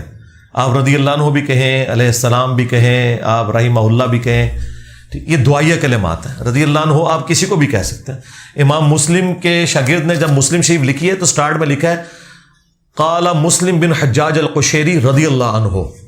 ہاں، کتاب الایمان چیپٹر میں 93 نمبر حدیث سے پہلے جب انہوں نے نوٹس بنائے تو مسلم شریف کے اندر موجود ہے، امام مسلم کو انہوں نے رضی اللہ عنہ کہا ہے۔ کتاب الام میں امام شافعی نے امام حنیفہ کو رضی اللہ عنہ لکھا ہے۔ یہ دعائیہ کلمات ہیں، آپ کسی کو بھی دے سکتے ہیں۔ میری اس کے اوپر پوری ایک تفصیلی ویڈیو دیکھ لیں، رضی اللہ عنہ پہ دھوکہ۔ کیا صحابہ کرام اور مولا علی کا رتبہ برابر ہے؟ اہل بیت جو ہے نا، ان کا کوئی کمپیریزن نہیں صحابہ کرام کے ساتھ، ہاں وہ بالکل الگ چیز ہے۔ اہل بیت کے مرتبے کو کوئی نہیں پہنچ سکتا۔ یا علی مدد کہا جا سکتا ہے بھائی، میں نے آپ کو بتا دیا مولا حسن کا خطبہ جو مکتوب مولا علی نے ان کے لیے لکھا، کوئی نہیں کہا جا سکتا۔ فرقوں پر بات کرنے سے عوام کے اندر ایک فرقہ واریت کی ڈبیٹ جگا دی ہے، کیا اس سے انتشار نہیں پھیلے گا؟ انتشار کیوں پھیلے گا؟ انتشار تو انہوں نے پھیلایا جنہوں نے ٹوائلٹ میں شیعہ کافر نعرے لکھے۔ ہمارے اسٹوڈنٹ شیعہ کی مسجدوں میں بھی نماز پڑھیں، تو انتشار پھیلانے والے آپ کے بزرگ ہیں جنہوں نے ٹوائلٹ میں شیعہ کافر کے نعرے لگائے، یا وہ ہیں کہ جو جا کے شیعہ کی مسجد میں بھی نماز پڑھ لیتے ہیں؟ انتشار کہاں سے ہوا ہے؟ انتشار نہیں ہوا، ان کی چیخیں نکلی ہیں۔ اللہ کے بندو، ایک بندے کو پینڈکس کی تکلیف ہے، جب اسے چیرا لگایا جائے گا تکلیف تو ہوگی نا، لیکن وہ جو چیرا اس لیے لگایا جا رہا ہے کہ تاکہ اسے پرماننٹ سکون ہو جائے بعد میں، جب وہ نکل جائے پینڈکس تو یہ نکال رہا ہونا، چیرا تو لگے گا۔ تو چیخیں تو ان کی نکلی ہیں، عوام تو بڑے سکون میں آ گئی ہے، نمازیں جمع کرتی ہے عوام کی، انہوں نے وہ عشاء کی 17 رکعتوں سے جان چھوٹ گئی، نماز پڑھنی شروع کر دی، عوام کو یہ بھی مصیبت ختم ہوگی کہ کتنے پیچھے پڑھنی کتنے نہیں پڑھنی، سکون ہی جا گئی عوام۔ اللہ دے بندو، ہاں کیا نبی پاک علیہ السلام کی ازواج اہل بیت میں شامل ہیں؟ بالکل شامل ہیں، قرآن میں لکھا ہے سورہ الاحزاب کے اندر نبی کی بیویاں بھی اہل البیت ہیں، کوئی شک نہیں اس میں۔ کھانے کی چیز پر ہاتھ اٹھا کر فوت شدگان کے لیے دعا کرنا اس طرح کوئی ثابت نہیں، ویسے کھانے کی چیز پہ برکت کے لیے دعا کرنا وہ جائز ہے۔ فوت شدگان کو آپ جب میت کی طرف سے صدقہ کرتے ہیں کھانا تو وہ ان کو ثواب خود پہنچ جاتا ہے۔ نماز میں برے خیالات یا دنیاوی خیالات کا آنا کس چیز کی علامت ہے؟ کوئی اس چیز کی علامت ہے کہ آپ کو نماز کا ترجمہ نہیں آتا، یہ اس چیز کی علامت ہے کہ آپ نماز بالکل کیجول پڑھ رہے ہیں۔ بھائی جب اذان ہوئی ہے مسجد کی طرف چل پڑیں، سکون سے وضو کریں، پہلے 2 رکعتیں پڑھیں، نماز کا ترجمہ یاد ہو۔ باقی اگر کوئی خیال آئے تو اسے جھٹک دیں، کوئی ایسا مسئلہ نہیں ہے، اس کے سے نماز میں کوئی فرق نہیں پڑتا۔ جان بوجھ کے خیال لانا یہ برا ہے، ذہن میں رکھیے گا۔ مسلم شریف میں حدیث ہے، صحابہ کرام کہتے ہیں بعض اوقات ہمارے دلوں میں ایسے ایسے خیالات آتے ہیں کہ ہم جل کر کوئلہ ہو جانا پسند کرتے ہیں لیکن اپنی زبان پر نہیں لاتے اسے، تو آپ نے فرمایا یہ عین ایمان ہے کہ زبان پہ نہیں لا رہے، اس کا مطلب ہے تم اسے برا سمجھ رہے ہو۔ تو یہ کچھ عرصہ آئیں گے ختم ہو جائیں گے، کوئی مسئلہ نہیں۔ قرآن میں مشرق اور مغرب کا ذکر ہے، کہیں پر مشارق اور مغارب کا ہے اور مشرقین اور مغربین کا۔ جی یہ تینوں ٹرمنالوجیز قرآن میں آئی ہیں، مشرق اور مغرب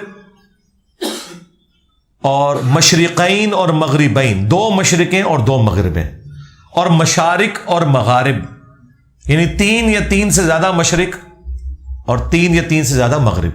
تو مشرق اور مغرب تو 365 دن ہے نا، تو 365 مشرق ہوتے ہیں اور 365 مغرب ہیں، کیونکہ روزانہ سورج ایک نئی جگہ سے نکل رہا ہوتا ہے ود ریفرنس ٹو زمین۔ یہ میں وہ سائنٹیفک لینگویج میں بات نہیں کر رہا، کامن آبزرویشن میں۔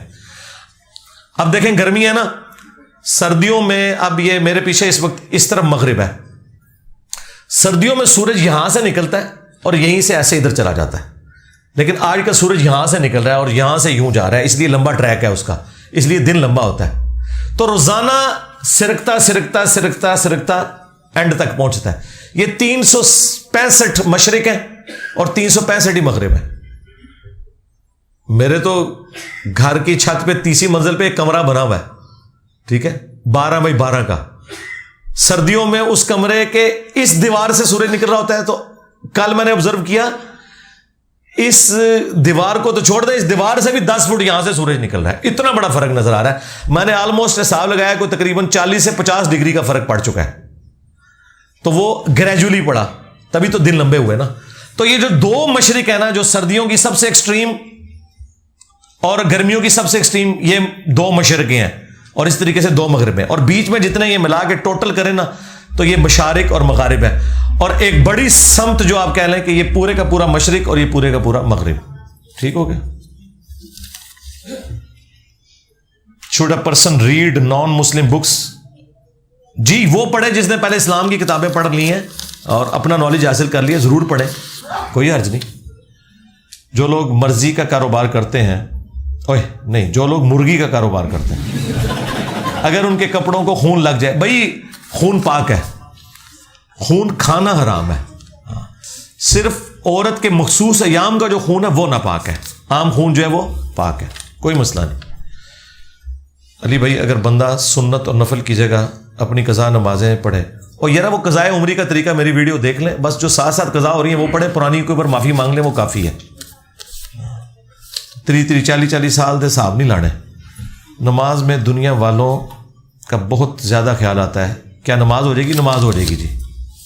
پاکستان میں ایسا بینک کون سا ہے جس میں پیسے رکھ کر منافع, جتنے اسلامک بینک ہیں, پیور اسلامک بینک ہیں, البرکہ ہو, میزان ہو, دبئی اسلامک ہو, جو صرف اسلامک بینکنگ لے کے چل رہے ہیں. اب فیصل بھی اسلامک ہو گیا, کر سکتے ہیں.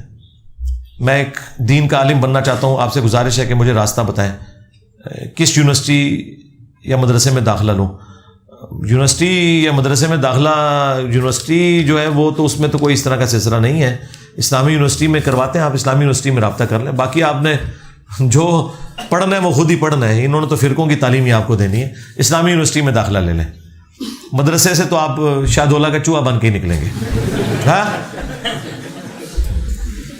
وہ بھی فیصل وڑائچ بھائی آئے ہوئے تھے میرے پاس, دیکھو سنو جانو جن کا چینل ہے, تو وہ مجھ سے یہی پوچھ رہے تھے کہ یونیورسٹی کا جو ماحول ہے اور مدرسے کا ماحول, آپ کہتے ہیں جو یونیورسٹی کا ہاسٹل کا ماحول دیکھتا ہے تو اس کا ذہن کھلتا ہے, تو مدرسے سے کیوں نہیں کھلتا؟ میں نے کہا اس لیے کہ مدرسے میں سارے دیوبندی پڑھ رہے ہیں, مدرسے میں سارے بریلوی پڑھ رہے ہیں, یونیورسٹی میں ہر فرقے کا بندہ پڑھ رہا ہے, تو ایک دوسرے کے ساتھ انٹریکشن کرتا ہے, گفتگو کرتا ہے, کوئی خیالات شیئر کرتا ہے, آہستہ آہستہ نارملائز ہو جاتا ہے. مدرسے والے تو ایک کٹر بن کے نکلتے ہیں, جو ہم نے کٹر توڑ دیے ہیں اللہ کے فضل سے. ڈر اور محبت خدا کے لیے, لیکن اسے دنیا سے کیسے دور رکھا جائے؟ کیا مطلب؟ ڈر اور محبت خدا کے لیے ہے, لیکن کیا مطلب ہے؟ کس کا سوال ہے یہ؟ ہاں کیا مطلب اس کا؟ شاعری طرح لکھا کرو, سمپل لکھو. کیا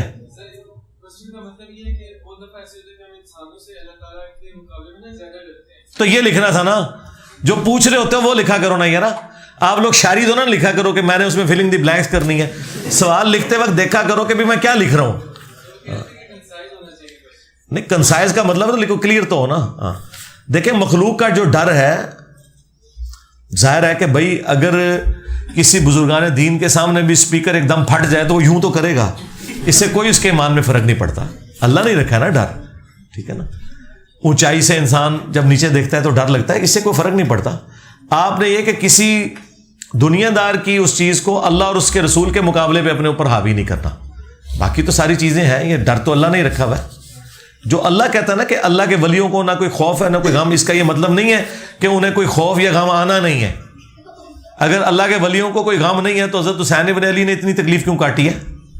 یعنی وہ خوف اور غم جھیلنا آسان ہو جائیں گے, آئیں گے تو صحیح. وَلَنَبْلُوَنَّكُمْ بِشَيْءٍ مِّنَ الْخَوْفِ وَالْجُوعِ, خوف سے بھی آزمائیں گے, بھوک سے بھی آزمائیں گے, یعنی ڈر سے بھی, خوف سے بھی, نقصان سے بھی. آپ کا ایٹیٹیوڈ یہ ہوگا کہ آپ نے کہنا ہے اِنَّا لِلَّهِ وَإِنَّا إِلَيْهِ رَاجِعُونَ. کیا ہم یا علی بول سکتے ہیں؟ لبیک یا علی بولیں, المدد یا علی نہیں بول سکتے. آپ نے ایک ویڈیو میں کہا تھا کہ آپ علیہ السلام نے حضرت ابوبکر عمر کو حضرت فاطمہ کا رشتہ اس لیے دیا کہ وہ عمر میں چھوٹی تھی, تو یہ اصول حضرت عائشہ پر کیوں نہیں لگا؟ یہ تو نبی علیہ السلام کی مرضی ہے. اور دوسری وہ اس میں کوئی تفصیل نہیں ہے کہ کس عمر میں تھی وہ, بلوغت کی عمر کو پہنچی ہوئی تھی یا نہیں پہنچی ہوئی تھی. میرے بھائی رسول اللہ نے کس کو رشتہ دینا ہے کس کو نہیں دینا, اس میں آپ کا کیا لینا دینا ہے؟ مجھے یہ بتائیں. تو رسول اللہ کی بچی ان کی مرضی, یہ کوئی دینی سوال تو نہیں ہے. کیا جب حنفی امام نماز میں رکعت چھوڑے تو وہ دوبارہ نماز پڑھاتا ہے, ہاں اگر رہ جائے تو وہ دوبارہ ہی پڑھتے ہیں, وہ اس چیز کے قائل نہیں ہے کہ آپ گفتگو کرنے کے بعد ایک رکعت ملا کے سجدہ صاف کر لیں تو نماز ہو جائے گی, وہ دوبارہ ہی پڑھتے ہیں. کیا نبی علیہ السلام کی سنت پر عمل کرتے ہوئے گھر جا کر باقی رکھتے ادا کر سکتے ہیں؟ جی کریں نا جی, سنت پہ عمل کرنے کے لیے مجھ سے پوچھنا ہے آپ نے. اس رمضان میں اہل حدیث مسجد میں نماز پڑھ رہا تھا اور میں نے آپ کی وطر والی ویڈیو دیکھی, تو کیا میں ان کی وطر کی جماعت چھوڑ کر الگ سے کروں؟ نہیں, چھوڑتے کیوں, آپ ان کو بتا دیں نا کہ بھئی آپ قنوت نازلہ پڑھ لیا کریں, اگر آپ نے رکوع کے بعد ہی پڑھنی ہے تو اس کے ساتھ اور دعائیں بھی شامل کر لیں. ان کو ایجوکیٹ کریں, ہم نے تو کئی لوگوں کو ایجوکیٹ کیا, وہ ہو گئے. انہیں بتائیں بخاری میں 1002 نمبر حدیث ہے کہ آپ نے وطر رکوع سے پہلے ہی دعا مانگنی ہے. کیا میں کرسچن اور قادیانی کے ساتھ بیٹھ کر کھا سکتا ہوں؟ آپ ہر انسان کے ساتھ بیٹھ کے کھا سکتے ہیں, بشرطے کہ کھانا جو ہے وہ حلال ہو. وہ جو قرآن میں ہے نا کہ اہل کتاب کا ذبیحہ حلال ہے, یعنی یہ نہیں ہے کہ اہل کتاب کے ساتھ بیٹھ کے کھانا حلال ہے صرف اور باقیوں کے ساتھ نہیں. آپ ہندوؤں کے ساتھ بیٹھ کے بھی کھا سکتے ہیں, لیکن ذبیحہ صرف اہل کتاب کا حلال ہوگا. ہاں, اور اعلیٰ حضرت کے نزدیک تو دیوبندی اہل حدیث کا بھی حرام ہی ہوگا, اور ہمارے نزدیک تمام کلمہ کو مسلمان جو ہے ان کا ذبیحہ حلال ہی ہوگا. باقی کھانا ہم کسی کے بھی ساتھ بیٹھ کے کھا سکتے ہیں بشرطے کہ وہ حلال ہو. آدم علیہ السلام اور اماں حوا جس درخت کے پاس گئے وہ کسی پھل کا درخت تھا یا شجرہ تھا, اس سے آپ کا کیا لینا دینا میرے بھائی, اس میں سے کیا نکالنا ہے آپ نے؟ یہ تو اللہ تعالیٰ نے ایک ٹیسٹ کیس رکھا تھا, وہ اس چیز کو بتانے کے لیے نہیں تھا کہ وہ درخت کون سا ہے, وہ یہ دنیا میں ایک ٹیسٹ کے طور پہ کہ وہ درخت ایک ہی تھا جو منع تھا, باقی سارے الاؤ تھے. تو دنیا میں بھی حرام چیزیں بڑی تھوڑی ہیں, حلال چیزیں زیادہ ہیں. تو یہ ٹیسٹ کیا گیا تھا کہ آپ نے دنیا میں بچنا ہے اس حرام کردہ چیزوں سے. مدنی چینل پہ جو استخارہ ہوتا ہے صحیح ہے غلط ہے, کہانی ہے جی, اور کیا ہے.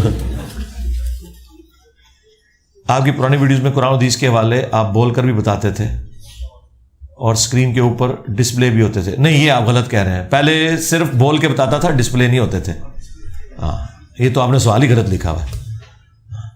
ہاں, اس کی وجہ سے ٹائم بچ جاتا ہے. اگر میں اب 1 گھنٹہ اگر بول رہا ہوں نا, اگر میں 7 حدیثوں کے نمبر بولوں گا نا تو وہ 1.25 سے 1.5 گھنٹہ لگ جائے گا اور میری زبان کی روانگی بھی ٹوٹ جائے گی. اس لیے یہ والا جو طریقہ ہم نے اڈاپٹ کیا یہ زیادہ بہتر ہے. اور اگر یہ آپ کو وہ پرانے والا بہتر لگ رہا ہے تو پرانی ویڈیوز دیکھیں, اس میں بھی سب کچھ آپ کو مل جائے گا. لونڈی کا کنسیپٹ اسلام میں کس نے ختم کیا؟ بھائی ختم ہو چکا ہے, آپ کی اب ساری امیدیں ختم ہو چکی ہیں. باقی جو لونڈی سسٹم ان اسلام, اس کے اوپر میری ویڈیو آپ دیکھ لیں, نکاح موتا اور نکاح مسیار, اس کے اوپر میری ویڈیو ریکارڈ ہے. الجہاد فی الاسلام مولانا مودودی کی کتاب ہے, اس میں انہوں نے پورے کا پورا اس مقدمے کو ایڈریس کیا. آپ کے لیے ہے کہ کہانی ختم. سورہ بقرہ 187. کیا کسی صحابی کی وجہ سے روزے کا ٹائم تبدیل ہوا تھا؟ بخاری 1915. کیا پہلے ٹائم کچھ اور تھا؟ نہیں, ٹائم تو ایک ہی تھا. یہ مجھے پھر پہلیاں آپ نے بجھوا دی ہیں. کس کا سوال ہے یہ؟ سوال کس کا ہے؟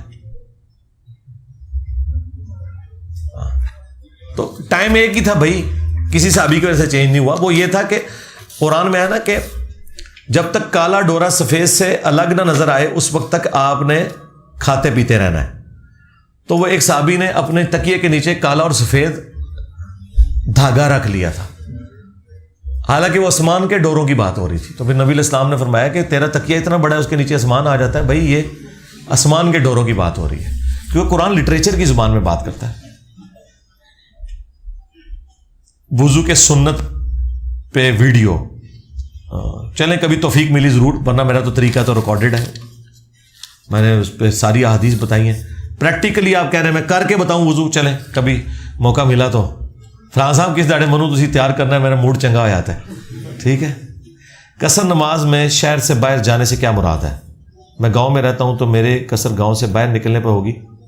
ظاہر ہے گاؤں بھی اب قصبے بن چکے ہیں, وہ شہر میں ہی شمار ہو رہے ہوتے ہیں, یعنی وہ پورے شہر ہے جی. اس سے باہر آپ کم از کم 18 کلومیٹر یا تقریباً راؤنڈ آف کر لیں 20 کلومیٹر تو قصر ہو جائے گی, بالکل ہو جائے گی. باقی تفصیلی ویڈیو آپ دیکھ لیں, مسافر کی نماز, اس کے اوپر میری تفصیلی ویڈیو ریکارڈڈ ہے. کبوتر بازی یا صرف کبوتر اور دوسرے پرندوں کا خرید و فروخت کرنا جائز ہے؟ کبوتر بازی تو اگر وہ والی کر رہے ہیں آپ جو یہ جوئے لگاتے ہیں, یہ تو بالکل غلط ہے. باقی پیٹس کے طور پر آپ جانور پالنا چاہتے ہیں ضرور پالیں, کبوتر بھی پالیں, آپ مرغیاں پالیں, بکریاں پالیں, وہ آپ کا رائٹ ہے, اس سے آپ کو کوئی نہیں روکتا. لیکن یہ جو کبوتر بازی یہ والی شروع ہو جاتی ہے نا, جس میں جوئے لگتے ہیں, ٹائم کا ضیاع ہوتا ہے, اس کے اوپر ہم کلام کرتے ہیں کہ یار ان چیزوں سے بچیں. آپ دنیا میں ان کاموں کے لیے نہیں آئے ہوئے ہیں جو یہ آپ لوگوں نے یہ والا تماشا لگا دیا ہوا ہے. ہاں جی, ابھی بھی کچھ بار ایسے لوگ ہیں جو ابھی تک اندر نہیں آئے ہوئے ایک دفعہ بھی. کون ہے؟ آپ تو کافی دفعہ آئے ہوئے اندر. 8 سے پہلے بھی جو آئے ہوئے ہیں نا وہ آئے ہوئے ہیں. ہاں, جو بالکل پہلی دفعہ آئے ہیں نا وہ ہیں کوئی. ہاں ٹھیک ہے جی. اب فرحان بھائی اپنے جو بالکل پیچھے والے ہیں ان کو باہر نکالیں اور ان کو اندر لے آئیں. ہاں بس, اور 15 منٹ کا اب رہ گیا, پھر تصویروں کا سیشن شروع کرتے ہیں انشاءاللہ. آپ میں سے بھی جو اٹھ کے جانا چاہتے ہیں چلے جائیں پیچھے.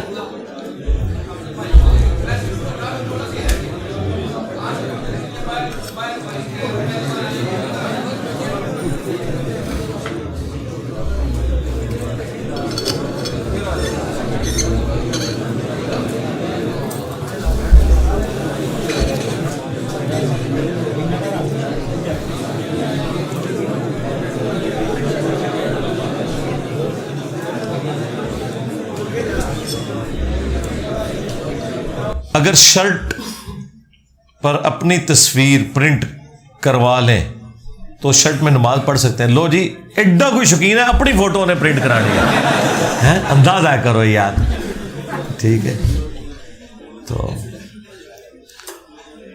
اس طرح کی تصویریں بڑے لیول کے اوپر پرنٹ کرنا, اس کی تو اسلام میں کوئی اجازت نہیں ہے. ہاں کوئی چھوٹے موٹے کوئی کارٹون بنے ہوئے ہوتے ہیں, کہیں کوئی شیر کی تصویر, کسی کوئی عقاب کی تصویر جو بنی ہوئی بڑی نہ ہو تو کوئی مسئلہ نہیں ہے. باقی یہ جو بڑی بڑی تصویریں جس طرح پولیٹیکل لیڈرز کی تصویریں لوگوں نے شرٹوں پہ لگائی ہوتی ہیں, اب تو مذہبی لیڈروں کی بھی تصویریں لٹکی ہوئی ہوتی ہیں شرٹس پہ پیچھے بنی ہوتی ہیں, تو پھر وہ تو تعظیم والی آ جاتی ہے نا. تو اس کے پیچھے والے کی تو نماز نہیں ہوگی, اس کی اپنی تو ہو جائے گی لیکن پیچھے والے کی نہیں ہوگی جس کے سامنے وہ تصویر آ رہی ہے. تو ویسے آپ نے شوقیہ عام حالت میں آپ پھرنا چاہتے ہیں پہن کے ضرور پھریں. نماز کے ساتھ اس کا ایشو ہے. اپنی تصویر آپ پرنٹ کروانا چاہتے ہیں کروائیں بھائی, کوئی مسئلہ نہیں. عبادت کی غرض سے کوئی تصویر نہیں لٹکی ہونی چاہیے کہیں پہ, نہ کوئی رسپیکٹ والے انداز میں ہو.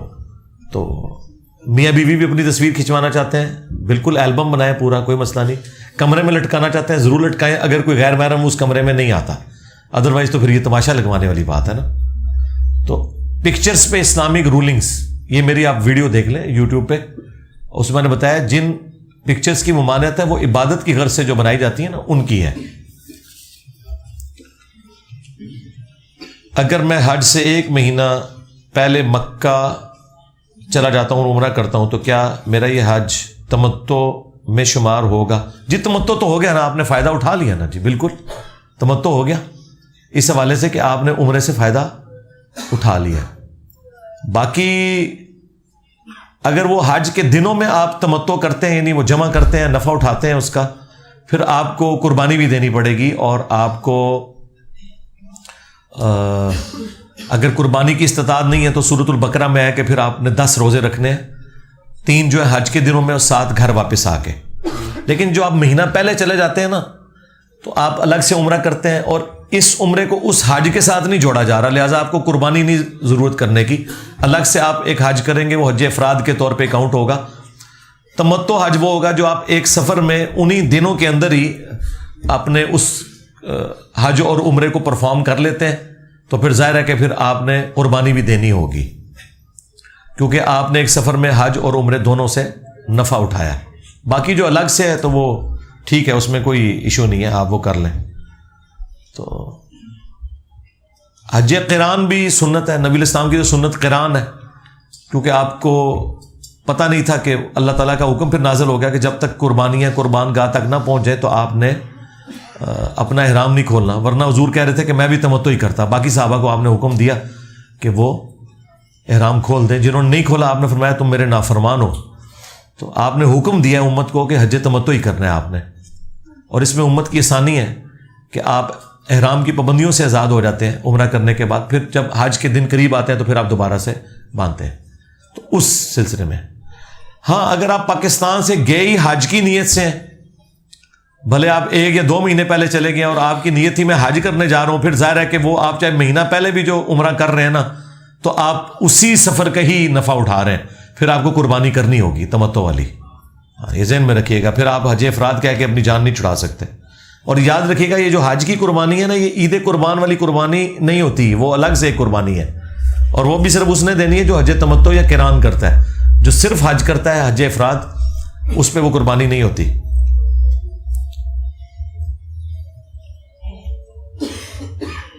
تیسرے حج کا احرام کہاں سے باندھا جائے؟ اپنے گھر سے ہی باندھ کے نکلنا ہے بھی آپ نے. اور اگر آپ باہر سے آ رہے ہیں، وہ احرام باندھنے کے لیے تو وہی شرائط ہے میقات والا.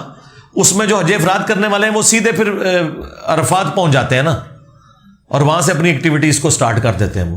وہ آپ ڈائریکٹلی آپ وہاں جا سکتے ہیں، جہاں سے مرضی باندھیں. اگر آپ اہل ہل سے ہیں، یعنی کہ میقات کے اندر سے ہیں، تو آپ اپنے گھر سے باندھ لیں. اور اگر آپ اہل ہل نہیں ہیں، آفاقی ہیں جس طرح ہم لوگ ہیں، تو پھر آپ نے یہاں سے سب کانٹیننٹ سے جانے والے یلم لم سے باندھیں گے.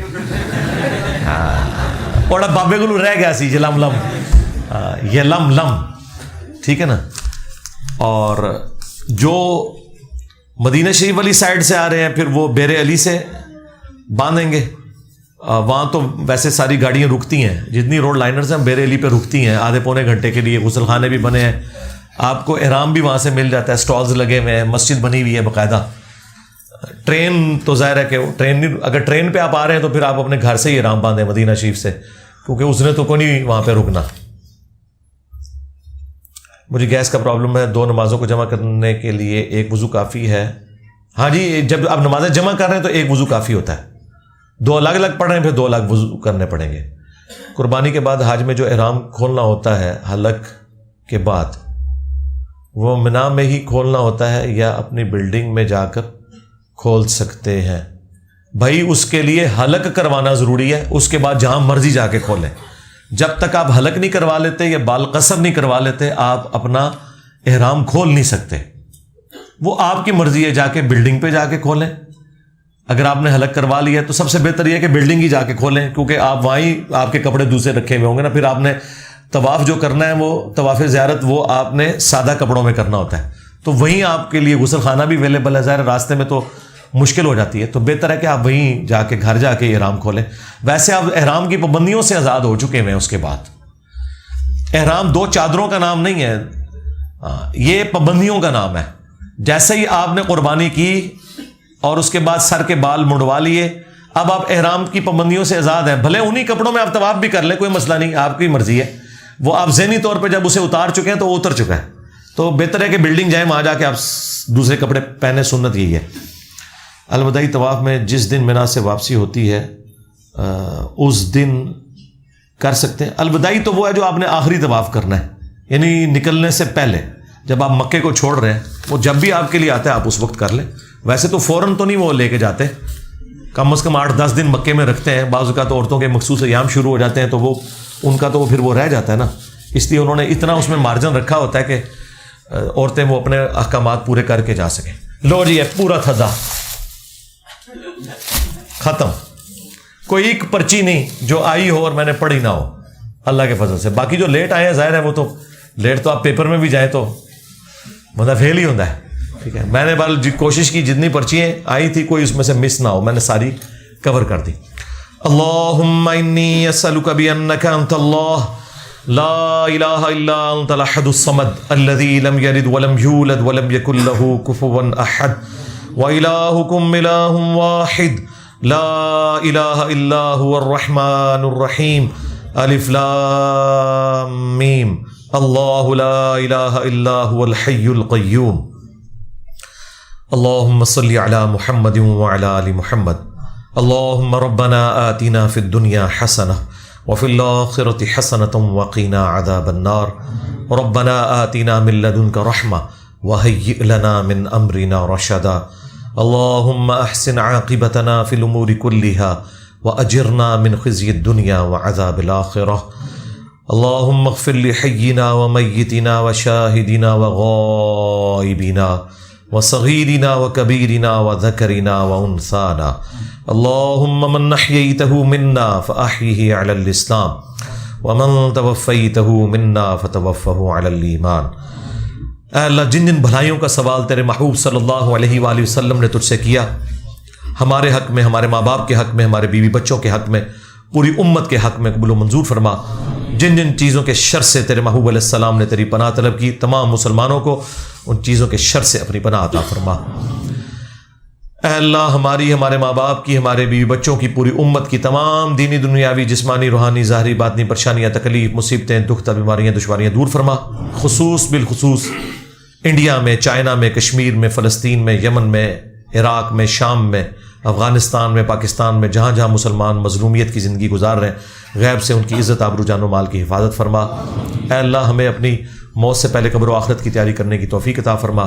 حاضرین کے جو چھوٹے بڑے رشتہ دار فوت ہو چکے ان کی مغفرت فرما، جو بیمار ہیں اللہ انہیں شفائے کلی عطا فرما۔ اے اللہ حاضرین کے دلوں میں جو جو نیک اور جائز دعائیں ہیں، پوری دنیا کے مسلمانوں کے دلوں میں جو جو نیک اور جائز دعائیں ہیں، چاہے وہ جنات میں سے ہوں انسانوں میں سے ہوں، اے اللہ اپنی بارگاہ میں قبول و منظور فرما۔ اے اللہ ختم نبوت صلی اللہ علیہ وآلہ وسلم کی برکت سے جو تیرے محبوب صلی اللہ علیہ وآلہ وسلم کی مبارک دعوت ہم تک پہنچی ہے، ہمیں پورے اخلاص کے ساتھ اپنے محبوب صلی اللہ علیہ وآلہ وسلم کی اس دعوت حق کو پوری دنیا تک پہنچانے کی توفیق عطا فرما۔ سبحان ربک رب العزت عما یصفون وسلام علی المرسلین والحمد للہ رب العالمین وصلی اللہ علی النبی الکریم وعلی آلہ واصحابہ اجمعین الی یوم الدین، آمین۔